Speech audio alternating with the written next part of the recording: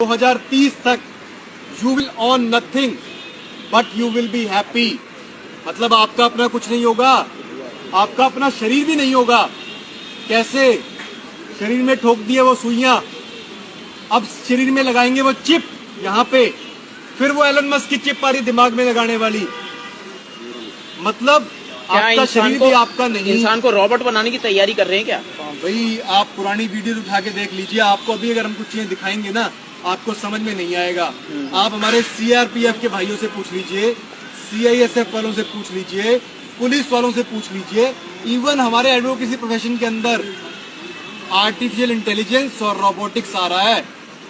आज देखिए ना रोड्स के ऊपर सब जगह पे, गांव के अंदर भी कैमरास लग रहे हैं जिनके अंदर आर्टिफिशियल इंटेलिजेंस और जो है फेस रिकॉग्निशन है और नाइट विजन है।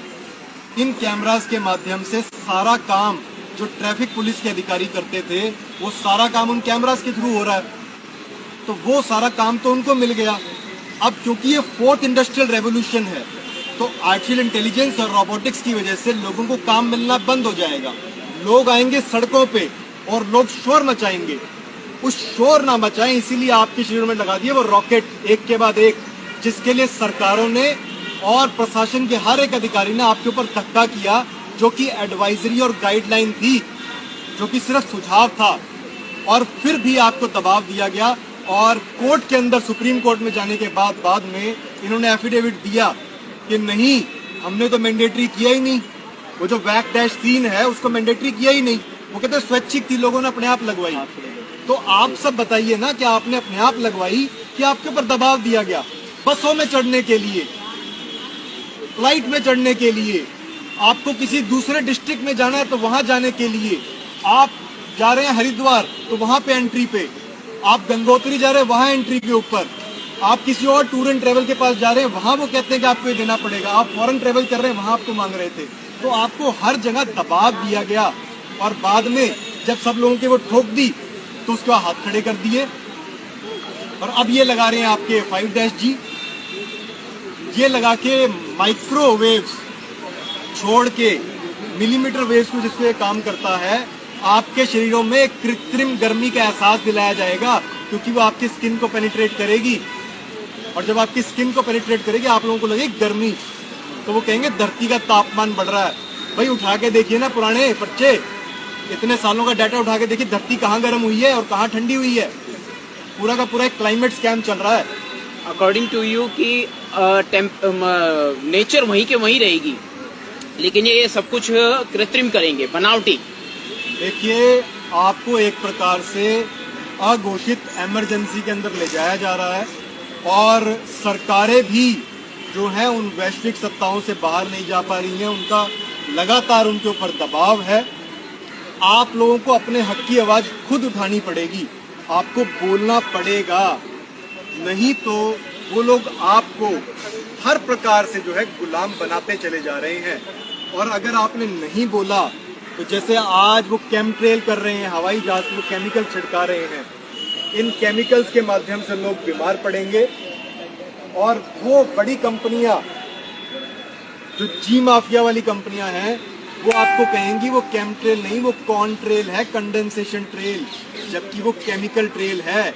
एल्यूमिनियम ऑक्साइड, बेरियम, स्ट्रोंटियम और मैंगनीज जैसे केमिकल्स उसमें डाले जा रहे हैं, जिसकी वजह से आज आप देखिए 20-22 डिग्री टेम्परेचर के ऊपर भी चारों तरफ धुंधलापन सा है, सफेद सफेद। क्या है ये भाई? 20 डिग्री के ऊपर कौन सी धुंध होती है और कौन सा प्रदूषण?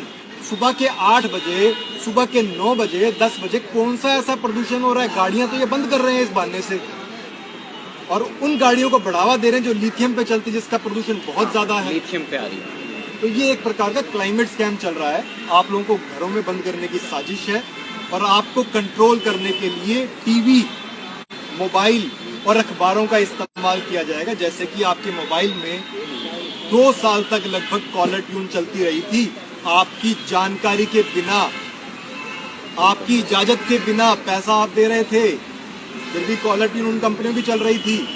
क्यों? सरकार कहती हमने नहीं चलवाई, कंपनियां कहती हमने नहीं चलवाई। तो भाई कॉलर ट्यून कौन चला रहा था? वो जो कह रही थी घरों में बंद हो जाओ, एक दूसरे से दूरी बनाओ, क्योंकि इकट्ठे हो गए तो पता लगा बकवास है, ये पूरा झूठ है। किसान आंदोलन 1 साल से ऊपर चला है। जी बिल्कुल सर। सब इकट्ठे रहते थे, इकट्ठे सोते थे, इकट्ठे खाते थे। भाई अगर वाक्य में कोई बी डैश मारी थी ना, तो वहां तो लाशों के ढेर होने चाहिए थे, लेकिन वहां तो एक आदमी भी नहीं मरा इस कथाकथित बी डैश मारी से। और हाल तो इतना बुरा है कि ये बड़ी कंपनियां आप लोगों की आवाज दबाने की कोशिश कर रही हैं। जो लोग साथ में समर्थन में खड़े होते, जैसे वो सिंघम वाले मैटर में हुआ, जो मीडिया वाले, यूट्यूब वाले, फेसबुक वाले, जो हमारे भाई हैं, जो रात दिन सच्चाई पहुंचाते हैं, उनकी आवाज को दबाने के लिए प्रशासन उन पे भी जो कार्रवाई कर रहा है, उन पे भी झूठे केस दर्ज किए जा रहे हैं। इस प्रकार का खेल किया जा रहा है। बड़ी कॉर्पोरेट कंपनियां आप लोगों को भी कंट्रोल करना चाहती है। एक completely government on, state on media खड़ा करने की कोशिश की जा रही है, जो सिर्फ और सिर्फ उन कॉर्पोरेट घरानों के और उन कंपनियों के और सरकारों के, जो मौके पे सरकार होगी, किसी एक सरकार की बात नहीं कर रहा हूं मैं, जो भी सरकार होगी, जो भी नीतियां होंगी जो बाहर से बन के आ रही हैं, उन नीतियों को ही सही ठहराएगी। ऐसे मीडिया को खड़ा करने की कोशिश की जा रही है और आपके जैसे स्वतंत्र मीडिया को रात दिन खत्म किया जा रहा है। उसके पीछे बहुत गहरे षड्यंत्र चल रहे हैं। आप लोगों को जानने की आवश्यकता है। इन वीडियोस को लगातार शेयर कीजिए, डाउनलोड करके भी शेयर कीजिए और अपने अपने लेवल पे संगठित होना शुरू कीजिए, आवाज बुलंद कीजिए। आज डॉक्टर तरुण कोठारी की बारी है। ये बात आपके घर तक भी आएगी। बच्चे आपके भी मरेंगे इन चीजों की वजह से। जब आपके बच्चे आपसे सवाल उठाएंगे ना कि आपने क्यों नहीं किया इन चीजों के लिए, उस समय रहते क्यों नहीं आवाज उठाई, तब आपके पास जवाब नहीं बनेगा। मैं छाती ठोक के कह सकता हूँ अपने बच्चों को कि भाई मेरे से जितना बन पड़ता था ना, मैंने अपना कर्तव्य पूरा किया, लेकिन आपके हक की आवाज तो आपको उठानी पड़ेगी ना। कब तक आप चुप रहेंगे, कब तक आप दबेंगे? केस तो यूं ही दर्ज होते रहेंगे, करते रहेंगे। हम आपके साथ हैं, लेकिन आप आवाज बुलंद कीजिए और घर से निकलना शुरू कीजिए। मैं भारतीय किसान संघर्ष समिति के राष्ट्रीय कानूनी सलाहकार के तौर पर और जो है मेन मेंबर जनता सरकार मोर्चा के तहत पर भी आपको कहता हूं कि हम सब आपके साथ हैं और रात दिन पूरे देश भर के अंदर लाखों ऐसी संस्थाएं हैं जिन तक ये लगातार बातें पहुंच रही हैं और वो समझ रहे हैं कि जनता ही सही मायने में सरकार है। तो आप बातों को पहुंचाइए और अपनी आवाज को बुलंद कीजिए। इनकलाब जिंदाबाद, जय जवान जय किसान। इस केस को लेके